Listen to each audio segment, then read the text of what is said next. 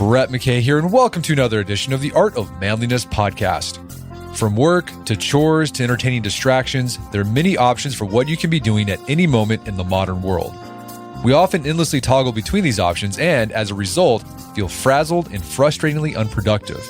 We feel ever haunted by the question, what should I be doing right now? Or, what am I even doing right now? My guest will share a simple but effective productivity method that will quash this feeling of overwhelm, answer that question, and help you make much better use of your time. Marc Zao-Sanders is the CEO and co-founder of Filtered.com, a learning tech company, and the author of Timeboxing, The Power of Doing One Thing at a Time. In the first half of our conversation, we unpack what timeboxing, which brings your calendar and to-do list together, is all about and its benefits as a time management system, including how it can help you get more done, live with greater intention and freedom, and even create a log of memories. In the second half of our conversation, we get into the practicalities of timeboxing, from how to capture the to-dos that will go on your calendar, to how to deal with things that might pull you away from it. We end our conversation with how you can get started with timeboxing right now and have a more focused, productive, and satisfying day tomorrow. After the show's over, check out our show notes at aom.is/timeboxing.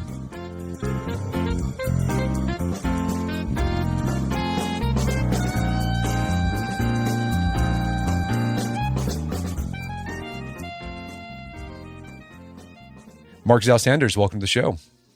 Nice to be here. Thanks, Brett. So you got a new book out about a productivity system that you've been using for the past 10 plus years, and it's called Timeboxing. What is timeboxing in a nutshell? In a nutshell, timeboxing is a simple, easy system for spending more of your time on what matters to you so that you live a more intentional life, set more intentions, and see more of them through. I can give you a definition if you'd like. Yeah, definitely. Let's see. What's that definition? The definition I use and which I came up with and is in the book is what, when, when enough. So there are 4 parts to it. So first of all, what are you going to do that day? Then when are you going to do it with start and end times? Then one is doing that one single thing and nothing else and not multitasking. And enough means doing it to a good enough standard, not trying to do it perfectly. Gotcha. And the way I described it to myself when I was reading this, it's basically your to-do list, but on your calendar, scheduled out. That's a good way of putting it. Yeah, exactly that. I mean, look, more concretely, I wake up in the morning, I get dressed, I brush teeth, and I feed the cats. I time box for 15 minutes right at the start. So there's a 15-minute time box at the start of my day. It recurs, so I make sure that it's going to be in there. And in that 15 minutes, I'm planning out the subsequent 15 hours of my day. And so I know that what I want to do, when I'm going to do it, and all the way through the day, I can stick to that. So that's what it is for me. And I know that once I've planned it, I know that if I see that through, it's going to be a good day. I plan in leisure, work breaks, slack.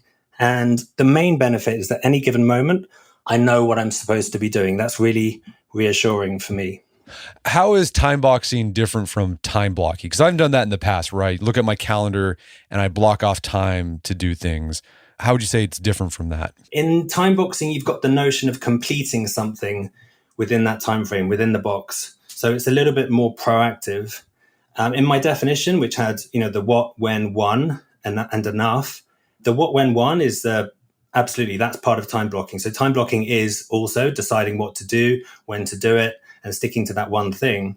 But time boxing adds a 4th dimension to that, which is I'm going to do it. I'm going to get something done that I can ideally share with someone else. So there's something complete. So I'm moving the thing on. The baton of productivity moves on at the end of my time box. So in a nutshell, time boxing has a notion of completion to it. Okay, so with time blocking, you might put something like, work on essay on your schedule. With time boxing, it's going to be more like finish first page of essay. And we'll keep unpacking what time boxing involves throughout this conversation. But when did you discover time boxing?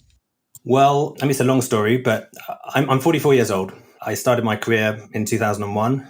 I was a disorganized mess back then, and I was getting into trouble at work. It just wasn't really working out. There were mental health issues that came from that, performance. It just wasn't good. After a couple of years of frankly suffering and not doing very well, I developed my own system of personal productivity, which I called a daily work plan, DWP. That was good. That did some good. It settled things. But it had some problems. It didn't enable me to collaborate with others. It didn't give me that answer to the question of at any given moment, what should I be working on?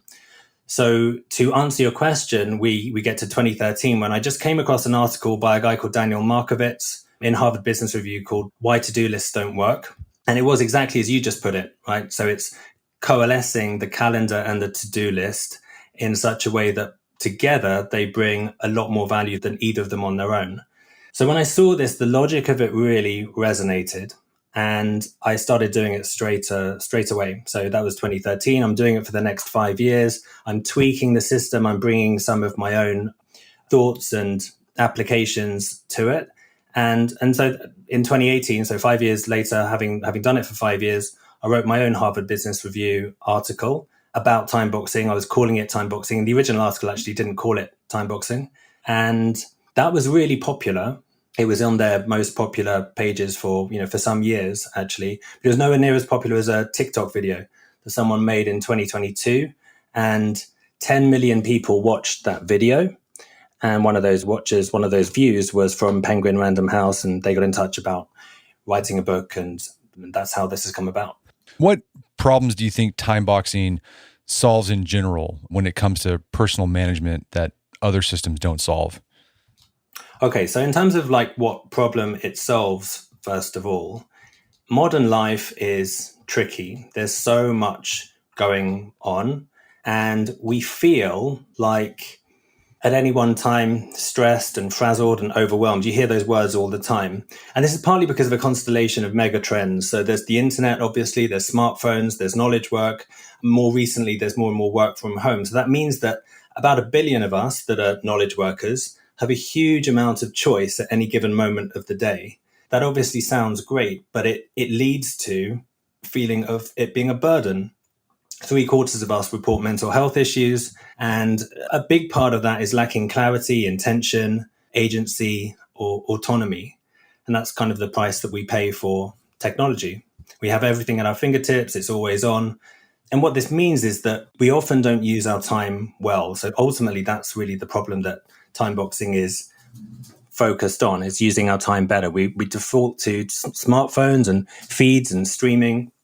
We don't decide. We let these activities become decided for us. So timeboxing is a simple system that addresses this by saying, well, spend 15 minutes or whatever it is in the morning or the night before, deciding what's most important for you to do and just doing that. On your question of, well, how does it compare to other, time management techniques?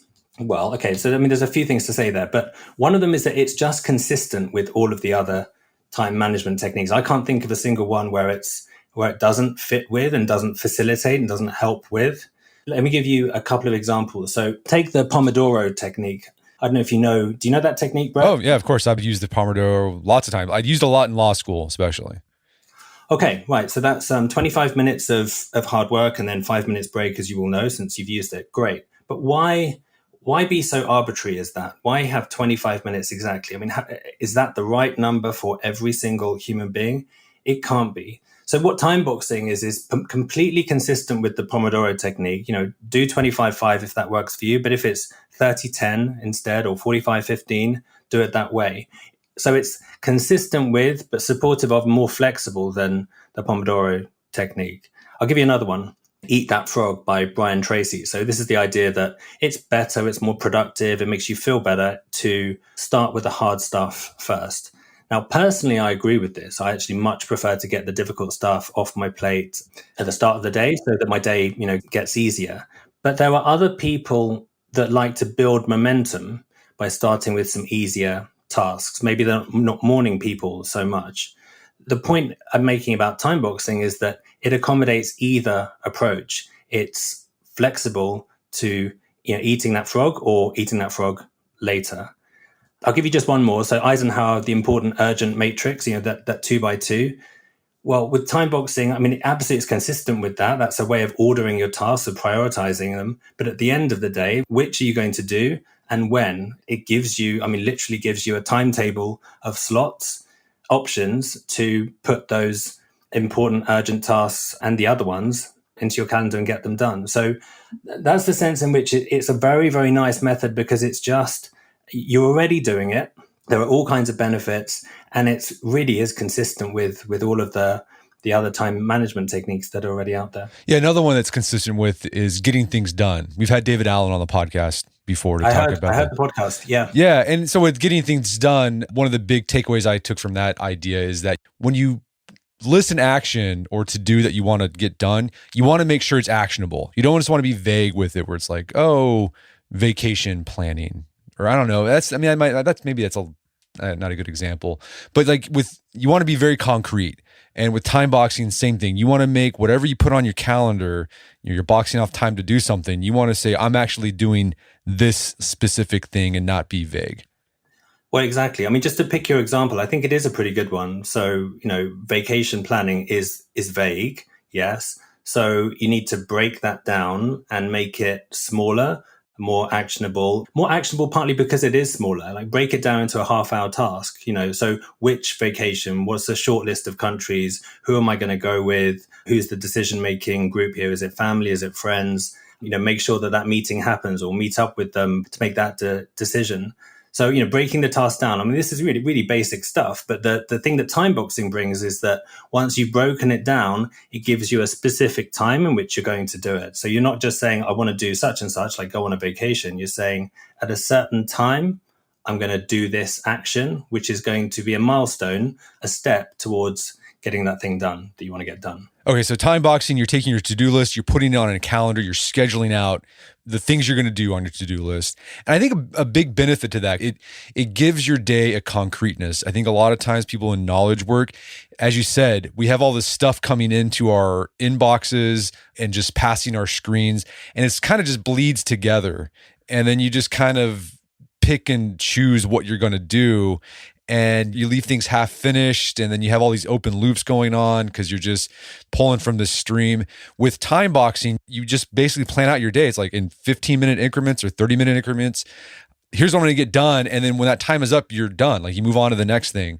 And there's something about adding that structure to your day that it alleviates a lot of the stress that I think comes from having all those open loops in your head. Yeah, definitely. I mean, I think with open loops, you put it very well. Structure is part of it. I think it's just that protection from any other task.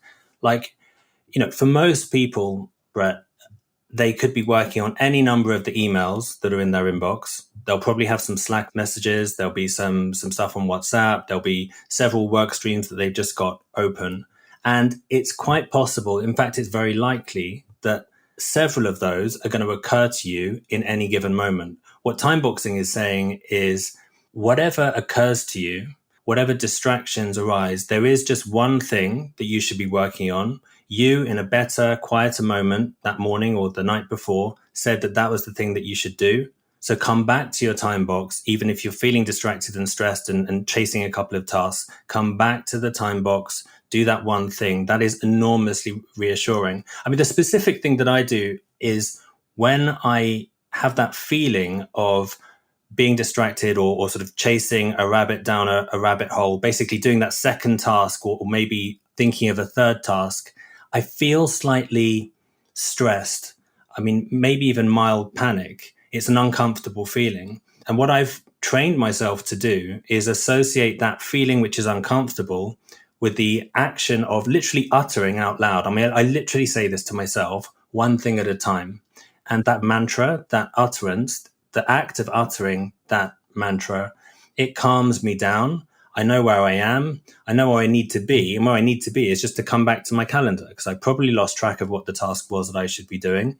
And I just feel so much better immediately. Like that's actually the main, there's all kinds of benefits, right? You're more productive, you got a log of what you've done, more intentional life, all of this stuff. But every single day for me, I get the benefit of feeling calmer when I have those thoughts that occur and I start to go down rabbit holes. So that to me is the number one benefit. And it's a mental health as well as a productivity benefit. Yeah, so time boxing also brings in another productivity idea, monotasking. You mentioned that. We've talked about that on the podcast before. But yeah, I think this idea of structure is really underrated when it comes to your mental health.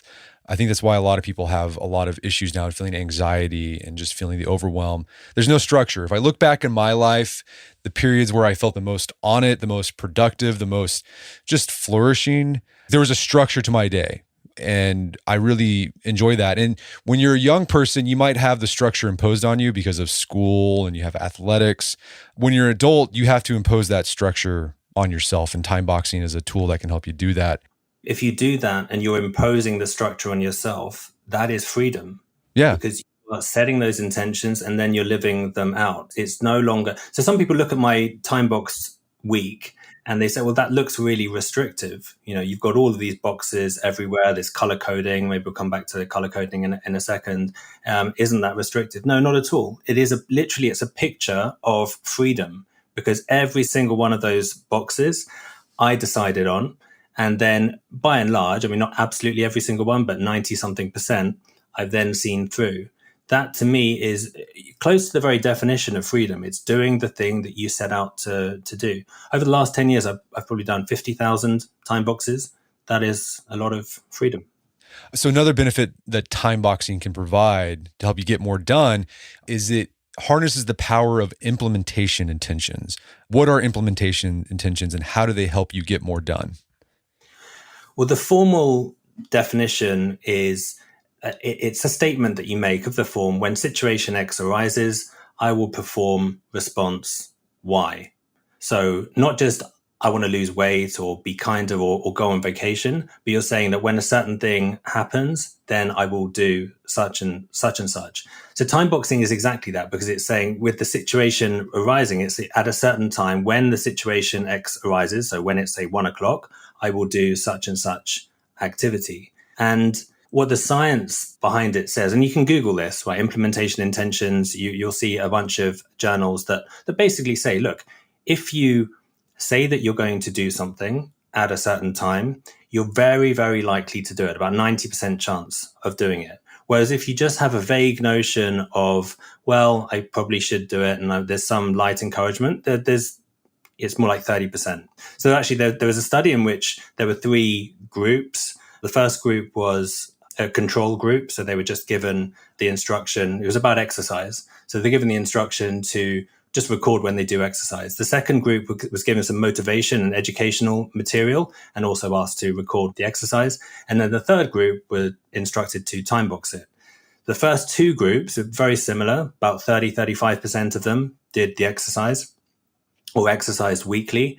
But the third group, the time boxers, they did it to, I think it was 91% of them exercised weekly. Now, that's a study. I think, first of all, look, it's just a study, right? The real question is, does this work for you? If a study is convincing, all it really means is, okay, there's a good chance that this might work for me, so maybe I'll try it out. But it also makes sense, I think, in terms of, take this meeting between me and you, Brett. Like, it might have been that we couldn't go ahead because something on your end or something on my end. Actually, that very nearly did happen. But how often is it that we actually need to cancel meetings? Once we've made that commitment, I would say it's single digits, percentage-wise. Yeah. So basically, and it just makes intuitive sense. We're human beings with agency, right? So if you say you're going to do something, probably you're going to do it. Of course, there's exceptions, but in general, you're going to do it. If you put it into your calendar and there's no way that you're going to forget, you get prompts from that calendar. There's a little bit of a public commitment as well, because with shared calendars, other people can kind of see what you're saying that you're going to do. It's no wonder that you get to 90 something percent. So that's the sense in which implementation intentions are important to time boxing, because they're examples of it, and they provide a lot of the science that backs it up. I mean, that's the other difference between time boxing and a lot of other time management techniques, is there's no science behind the other ones. I'm not going to say that's the true for absolutely every single one, but there's just quite a lot behind time boxing and implementation intentions in particular. Yeah, we got an article about implementation intentions on our website. We'll put a link to it in the show notes. Great. But yeah, time boxing can be a tool, not only help you get through your to-do list and your work day, but this can be a great tool for self-improvement. If you always wanted to start exercising, well, you just put it on the calendar. If it's 3:00 in the afternoon, I'm going to exercise for 30 minutes. And you're more likely to do it if it's on the calendar. Yeah, exactly. Exercise is a great example, but there are many others. I've got a mnemonic which might be helpful to listeners, Brett, which is Mr. Elf. So Mr. Elf stands for meditation, reading, exercise, learning, and friends or family. So the idea here is that, if you're at a loose end, so either because you're planning your day at the start, then, and you don't know, okay, what am I going to do 10 to 11? What would be healthy for me? What would be a good use of time that I won't regret later? Think of that mnemonic, Mr. Elf, and it might help you out. It's also very helpful, I find, when sometimes an expanse of time just opens up before you. So I don't know, you're going to have dinner with someone, you had to get there and then you were going to come back. So, all in all, it was going to be 3 or 4 hours, but they cancel on you. All of a sudden, you've got 3 or 4 hours. Now, it's very easy to then get into, just stream from Netflix or go to social media. And look, I'm not judgmental about that. I do some of that myself. But what I'm encouraging people to do more of is in that moment when you realize that, okay, dinner's not going to happen, let's think about how I'm going to spend my time and choose the right thing. So with Mr. Elf and these 5 activities, it's just very easy to remember. And it's a good thing to keep in mind when this expansive time just opens up before you, like if dinner plans get cancelled, rather than just defaulting to very easy, but not all that worthwhile activities. Keep that in mind and you probably use your time better and feel better about it after. All right. So not only can time boxing help you get more done, can improve your life, help you achieve those self-improvement goals you've had for a long time, but you also talk about the record-keeping benefit it provides. Walk us through that benefit. I will in a second. I just want to say that the other benefit, and to do with getting more done, it's not just getting more done. The main reason that time boxing helps you in terms of productivity is that it gets you to the right things. It helps you to get the right things done. There's a quote from Drucker, which you may have heard of before, but he puts it really well. There is surely nothing quite so useless as doing with great efficiency what should not be done at all. So it's making sure that you do the right thing rather than just more of it. But I'm glad that you brought up the point of, the record of what you've done. This, for me, is the least important benefit, but it's also the most underrated. So I'm very pleased to be asked about it. The benefit here is that it enables you to remember what you did on planet Earth in your life. So this could be work or could be pleasure. Because it's in your calendar, you can go back and you can see how prepared you were to present to all of those people last time you presented to them, or when the last time you had a one-to-one with someone was, or how you celebrated your son's 10th birthday. Actually, my son did turn 10 recently. When you last had a date night. Obviously, photos capture some of that too, but they're not quite so well structured and they're not quite so comprehensive. They're also kind of self-selecting. There's only certain kinds of events where people will take pictures, and a time box calendar is more objective because it's just kind of everything. That's just how your life was. And if you use a Google Calendar or Microsoft or whoever the provider is, the way that search works, it's also just so instantly findable. And if you've got some kind of log of what you've done, it's not like that's the end of the information. You go back to your calendar appointment. So let's take the example of my son's 10th birthday. So last December, he turned 10. We went go-karting. There'll be a time box on that Sunday when we did. And if I just look at that time box and that date, memories will flood back. Memories that just would probably have been inaccessible to me without that time box. So it's really an extension of your memory, and that can be useful in a kind of defensive mode if you need to sort of, give an argument as to why you were doing a certain thing at a certain time, or just, emotive, positive reasons like remembering a date night or a 10th birthday. Yeah. And my grandfather, he kept a pocket diary his entire life. And he did some time boxing in there, some rudimentary time boxing. He put out a schedule that he did every day. That's nice to hear. But he's able to use his diaries throughout his life to write his memoirs. And he's extremely detailed. He'll tell you like, I visited so-and-so to discuss this topic on this meeting. And it's really interesting to get that view. So I really appreciate that he time boxed and was able to write that memoir. Absolutely. I mean, it's very useful if you're going to write a memoir and a story of your life, obviously. In fact, I was seeing a friend for a drink last night, and she was asking me, how long did it take to write the pitch for your book? Because she was interested in writing a book. I didn't know the answer to that question. I thought, well, I just have to go back through my calendar and see the time boxes. And, the answer was, 15, 20 hours. And I could see exactly when I did it. So, you can answer some questions that help some people, including yourself. And mostly it would be for yourself if you've got it recorded somewhere and you can't otherwise. Another benefit of time boxing, and you mentioned it earlier, is it can help us collaborate more effectively. What does that look like? Well, this comes from the fact that for most people, the calendar that they use is a shared digital calendar. So that comes with a bunch of advantages, but I'm going to focus on the shared aspect of it here. So if you share it with some people that you trust, they can see what you're up to. They can accommodate that with their work demands or their life demands. It can deepen relationships. I mean, if they've seen that you're planning to see the new Dune movie, for example, it might be a natural icebreaker next time you see them. So there's, superficial stuff like that, but superficial, but that can go quite far. And there's also just the efficiency of interpersonal commitments. So, if you ask me to do something, Brett, and I say, okay, yes, will do, that is of some benefit because I've told you that I'm going to do it. But when is that going to happen? If instead I say to you, I've time boxed it for such and such a time, it's a lot more reassuring for you that it's going to get done. You're going to know when it's going to get done.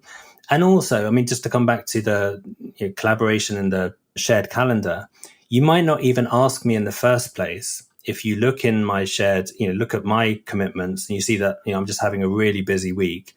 So you might just hold that back until next week.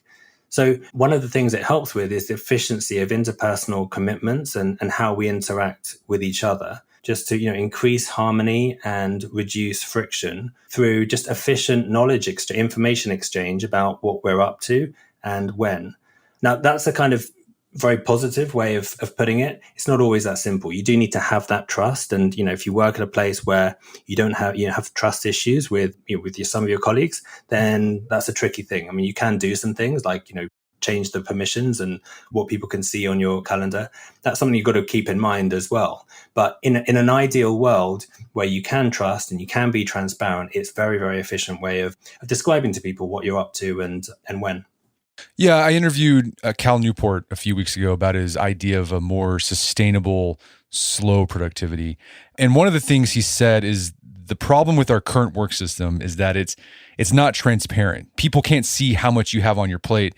And so they don't think twice about adding to your load. And this is one of his suggestions, is to let people see your project list or your calendar so they can see, I was going to add another project to your plate, but actually now that I see how much you've already got going on, I'm not going to. So Timeboxing fits in perfectly with that. We're going to take a quick break for a word from our sponsors.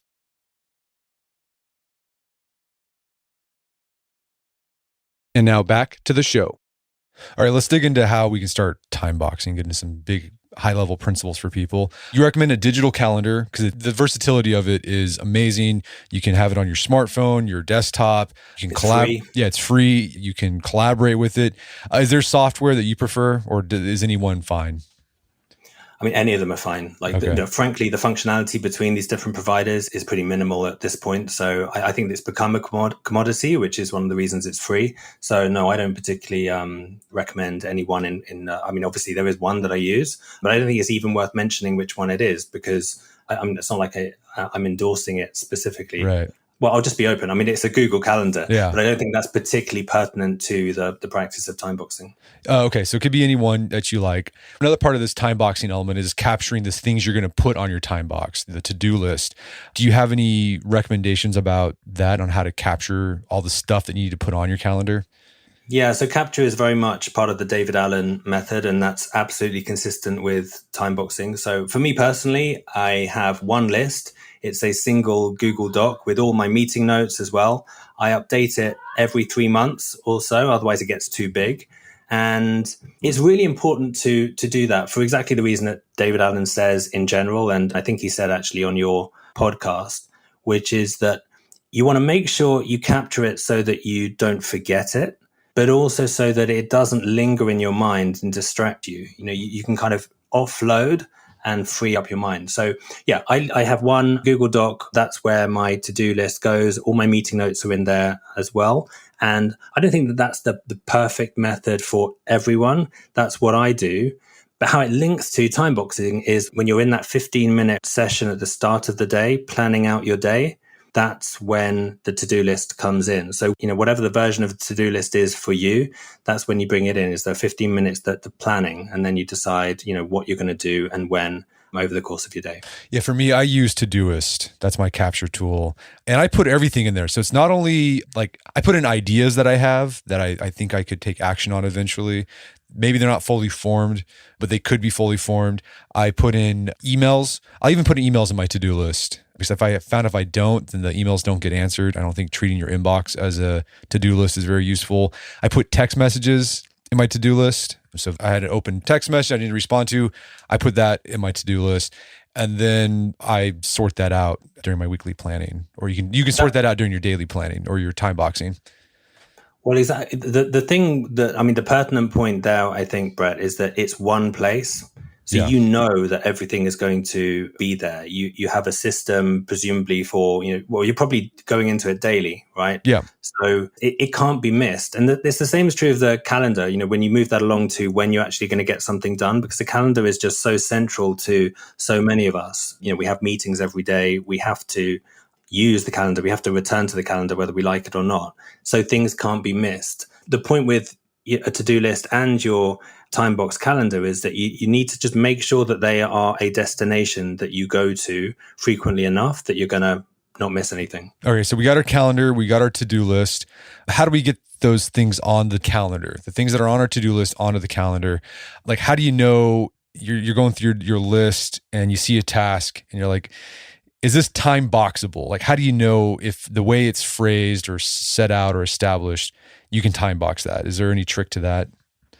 I mean, it's really just anything you want and need to do, right? So let me give you some examples. Some of these I did actually today. So the Timebox today, Timebox, which is 15 minutes at the start of the day. I've mentioned that a couple of times. That was one of them. I did some exercise. That was 60 minutes. So that's a Timebox that goes in. I mean, for me personally, I don't love doing exercise. So having this extra commitment that is in my calendar, it makes the thing happen. And then I feel, I get the benefits later. I have another one, which is meetings prep. I do actually want to just explain this because I think this is really underestimated as a thing to do at work. So this is a 30-minute time box that I have, not every day, but most days, in which I will go through all the meetings that I've got later and just do a little bit of preparation for them. That might just be 2 minutes of preparation, checking last time I saw that person, what was the last email, who's going to be on the call, maybe check the meeting notes from last time or read a report. But that means that every time I come to a meeting over the course of that day, I'm a little bit prepared. I'm feeling a little bit more confident. We're hitting the ground running in the meeting. It's just a better experience. So meetings prep is a time-boxable time box. Meetings themselves are obviously time boxes. They are in your calendar already. And this is the sense in which we're all already time boxing because we've got meetings. So really time boxing is easy because it's an extension of a habit that almost everyone listening to this is already engaged in. I've also got time boxes, one-to-one time with the kids, with my wife. There's one later on, which was writing an email to a potential client. That's a 15-minute time box. So really just anything that you feel like you want to do, it is important to do that day. I mean, with that example that I just gave of the potential client, I met this person a few nights ago. There is an urgency because I didn't want to leave it too long before I got back in touch. So it did make sense for it to go on to today's schedule. So I think mostly, Brett, people have a good idea of what makes sense for a time box. It's just a task. And time boxing, it just means that you've got a start time and an end time, and you bring a little bit of pressure to getting it done within that time. Do you have a recommended increment of time you like to use for your time boxing? Is it 15 minutes, 30 minutes, 45 minutes, an hour? What's your ideal time box? You almost got it perfectly right. So I have 15, 30, and 60. Obviously, you can have any combination of numbers, but what I recommend is not having too many. So, you're not sitting down to do a task and then part of your brain is lost in, well, should this be a 14-minute task or a 17-minute task or, lots of different options. I just got 3 options: small, medium, large. Anything less than 15 minutes for me just doesn't make sense. There's too much admin involved. So I just said a minimum of 15 minutes. Sometimes that 15 minutes will consist of 3 very small tasks or even 5 very small tasks. But 15, 30, and 60 are the 3 sizes I have. And I don't have anything more than 60 because, obviously sometimes a task will take more than 60 minutes. I had to write a long blog, a longish form blog this week. And that definitely took me more than 60 minutes. But breaking it down into more manageable chunks was, a big part of my method for getting it done in the, 2 hours it took in total. So I wouldn't have a 2 hour time box for that. And I did break it down into several smaller time boxes in those denominations, 15, 30, 60. Yeah, I like to break up my day in 15-minute increments. I wonder if that's from when I was an intern in a law office. The billable hours like based on 15-minute increments. And so I like just to think relates like that. to money. Yeah. Yeah. How do you figure out, so you're looking at your task list and you're trying to decide how long this task will take to complete. How do you figure out how long it's going to take? How do you estimate that? Because there's this idea of the planning fallacy. Sometimes we overestimate or underestimate how long something will take. So how do we overcome that planning fallacy? Okay. So there's a lot of tasks where it's just really easy. Like you're saying, well, I'm going to meditate for 30 minutes. So there's no way you can get that wrong, right? You just set a timer and the 30 minutes elapses and then that's the end of it. So there's just no estimation that can really go wrong with that. Or the meeting just is an hour, or you go for a 5K run and you know that it takes you 25 minutes or 30 minutes or whatever. So I do want to say that although, I'll come on to the planning fallacy in a second, but there are a lot of tasks that just are very easy to size, almost by definition. And then on the planning fallacy, which is basically that we are a little bit optimistic very often. There's some wishful thinking going into how we think about a task. We don't anticipate what might go wrong. We just see it as if it all goes smoothly. The way to get around this, and this is reasonably well understood, I think now, is make sure you're not setting a time box unless you have some experience of it. So if you've done this before, let's say the task is to write a 500-word blog. Well, you could say, well, it's 500 words and it doesn't take me very long to write, say 100 words, multiply that by 5. That's very likely to suffer from the planning fallacy because it wouldn't take into account the edits, your dissatisfaction, just some of the gnarly details of the real world. But if instead you have written a 500-word blog before and you know that it took you 45 minutes or 90 minutes or whatever it was, that's a much better indicator. And so the time box should reflect that. You can obviously work on that and try and improve on your personal best in the future. But the main solution to the planning fallacy is to base it on experience where you possibly can. And if you've got a brand new task, it's harder to do. And so you're going to have to be a little bit more experimental and keep some leeway in your schedule. Oh yeah. So speaking of that, let's say you're planning this new task you've never done before. You're not sure how long it's going to take, and you time box that activity for 60 minutes. And you're coming up on 60 minutes. And you're like, ooh, I'm not going to get this thing done. Do you extend your period you work on it, or do you okay, I got to stop this for now and move on to the next item and then schedule this for later? How do you handle that situation? Okay, so obviously that does happen sometimes, but I'd say a couple of things before we even get to that moment. So first of all, in the planning in the first place, be really, really careful about how you're estimating, as much as you can, how you estimate those time boxes. Then secondly, don't just wait until you get to the 60th minute and then say, oh, I'm almost out of time. Set a midway point. So, if you've got a task, let's use the blog again. So 500 words you've got to write in 60 minutes. Set a midway point of 30 minutes in. How are you doing? What's the word count? What's the quality like? But still, even if you set a midway checkpoint, you might get to that scenario that you just described, Brett, of, well, I'm kind of running out of time now. What do I do? And in that situation, you've got to use your judgment. I mean, it depends kind of on how important is that blog. What are you doing in the next time box? Is that something that's flexible, or is it a very hard stop? And then you make a judgment call. In my experience, though, if you time box carefully and you do the midway checkpoints, it's not very often that you need to change them. Something like the 10% I was talking about earlier. So sure, you need to be flexible, but that's built into the system of time boxing. It's not saying at the start of the day that when you in those 15 minutes, everything's got to map out exactly that way. And if it doesn't, there's a big problem. So another element of this time boxing isn't just, as you said earlier, it isn't just making sure you have every 15-minute increment of your day scheduled out and time box. There is that. But you also want to think about the order you do that in. You're not just going through the list and just kind of haphazardly, it's 9 o'clock to 9:30, I'm going to do this, 9:30 to 10, I'm going to do this. You actually want to think about this like, okay, when during the day, when will I be most effective at getting this thing done? Or when does this thing need to get done? Does it need to get done early in the day or later in the day? So you also want to be thoughtful about the order you create your time box.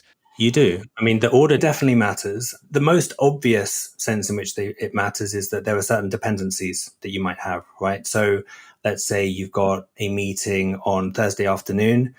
You definitely need to do some preparation for it. Then your prep meeting for that will need to go at some point earlier in the week, right? So that's pretty obvious, and people need to take that into account. So that's part of what I mean by order. But then you've also got mood and energy, like you say. So for me personally, I'm pretty low energy mid-morning and mid-afternoon. So I tend to do a bit of exercise in the mid-morning because that just perks me up in the first half of the day.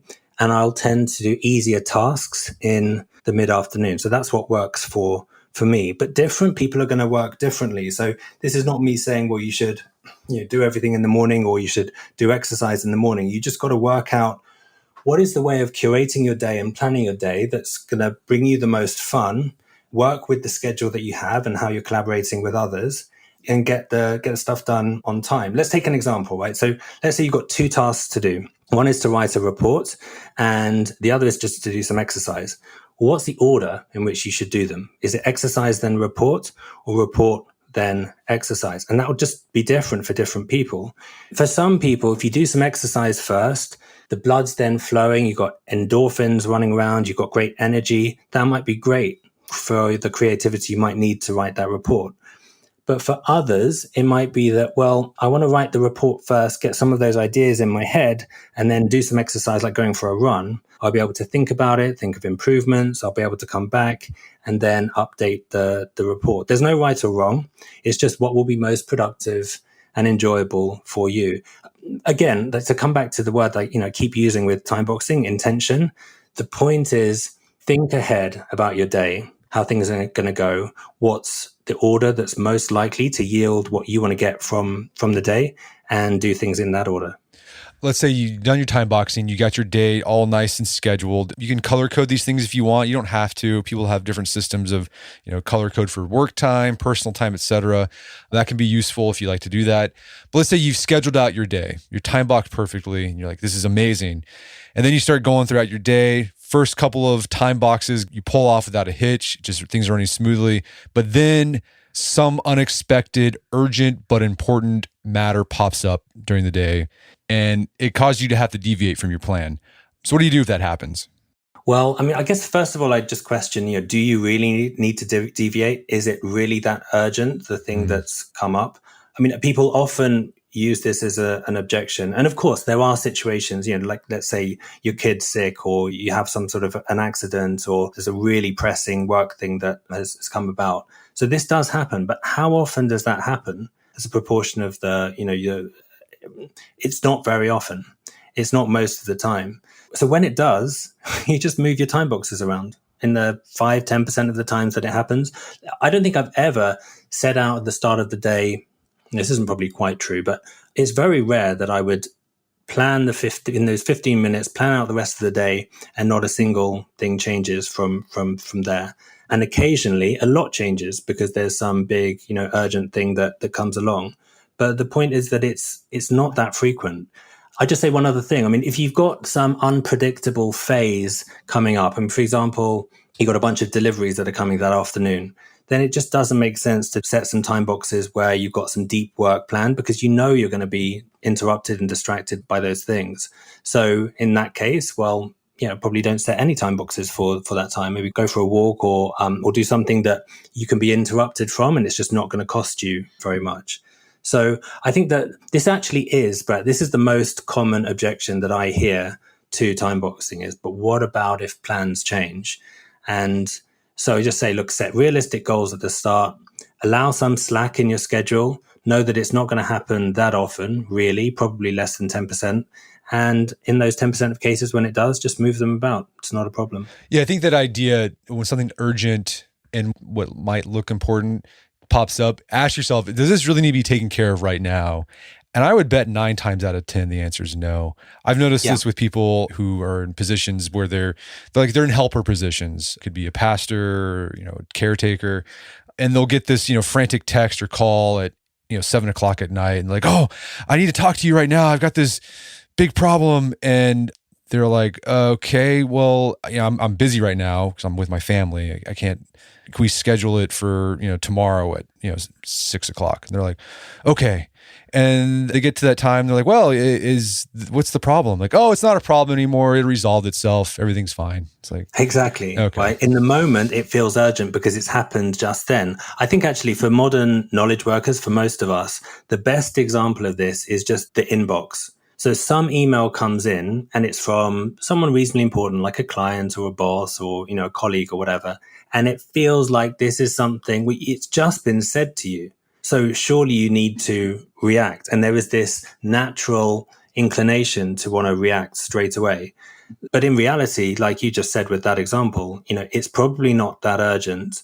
And actually, the way to fix this and not be bothered by it is to just not see your inbox. Don't see your inbox apart from in those time-boxed occasions when you are supposed to be in email. Now, that might be 3 times a day. It might be once a day. It might be a couple of times a week. For me, it's actually only about 3 times a week. So that for the rest of the time, I don't get bothered by the apparent urgency of some email that's come in from someone.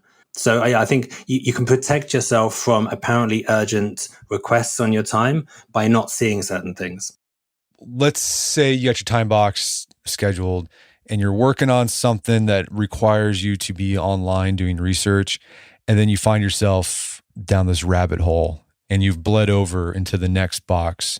How do you avoid getting distracted from your time box schedule? Well, I think to some extent, it's not a bad thing when that happens. I mean, in the example that you just gave, like you're down a rabbit hole, but it's interesting and feels important and you're getting some stuff done. So, and to some extent, I would say that's not necessarily awful. But I think the thing to do is, look, you get these distractions and sometimes it is just something that's very, very interesting. The trick, which I mentioned earlier in this conversation, is to try and notice. And this is, I would say, honestly, this is the only thing that's at all difficult about time boxing. But really, this is about managing distractions, because distractions are going to occur whether you're time boxing or not. The trick is to notice that feeling that you're going down and you're doing this second thing, this thing that you're not really supposed to be doing, that not this thing that you said that you're going to do. You're moving off, you're going off track, you're going down a rabbit hole. Notice that feeling and associate it with a controlled and better response, which is in my case and what I'm advocating, coming back to your time box and coming back to that one thing. And you can get better at that. You can make the association stronger. Now it's not like I don't get distracted. I get distracted several times or many times, over the course of the day. The difference, I think, between me and a lot of people that, have an issue with distraction is that I don't get distracted for very long because I'm associating that feeling with coming back to my calendar. So yeah, it definitely happens, but try and associate it with a better behavior and coming back to what you're doing, and you'll feel more in control and less likely to be down those rabbit holes. So let's say someone's listening to this and they think, I want to give time boxing a try. How can people get going with this? Well, I would recommend this. Set a calendar appointment right now. I mean, you're listening to this, unless you're driving, do that on your phone or on your computer in your digital calendar. Set an appointment for tomorrow for 15 minutes at the start of the day, soon after you wake up, whenever it makes sense for you. When that time comes tomorrow morning, take a look at your to-do list. You'll also have a bunch of stuff in your head about what you might do, and put 2 or 3 items in your calendar for later on. I have this way of remembering, which is 15-15. So I think of as 15 minutes at the start of the day to govern the remaining 15 hours of your waking life. Obviously, you don't need to time box 15 hours. So I'm suggesting to get started, just put in 2 or 3 items from your to-do list. And then when they come up, obviously do them. You probably will, like I was saying before, when we were discussing implementation intentions, there's a 90% chance you are going to get them done. And that will feel good. That will be good. It will feel good. And so you want to do some more. So I'd strongly recommend set that 15-minute appointment right now. You can forget about me. You can forget my name. You can even forget the term time boxing. But then that calendar appointment will come up tomorrow and remind you to do something. So yeah, so do it now. Put it in your digital calendar and start time boxing tomorrow morning. I love it. Well, Marc, this has been a great conversation. Where can people go to learn more about the book and your work? I used to have this URL. This was actually part of the pitch, which was timeboxing.com, but Penguin, the publisher, said, no, don't do that. You need to use your name. So it's my name. It's marczao-sanders.com. That's a tricky name, Marc with a C, and Zao-Sanders, no hyphen, ZAO Sanders.com. And there's a newsletter, and you can sign up and follow my thoughts on time and time management and time boxing and intention, agency, and what have you there. Fantastic. Well, Marc Zao-Sanders, thanks for your time. It's been a pleasure. Thank you, Brett, for me as well. My guest today was Marc Zao-Sanders. He's the author of the book Timeboxing. It's available on Amazon.com and bookstores everywhere. You can find more information about his work at his website, marczao-sanders.com. Also, check out our show notes at aom.is/timeboxing, where you can find links to resources when we delve deeper into this topic.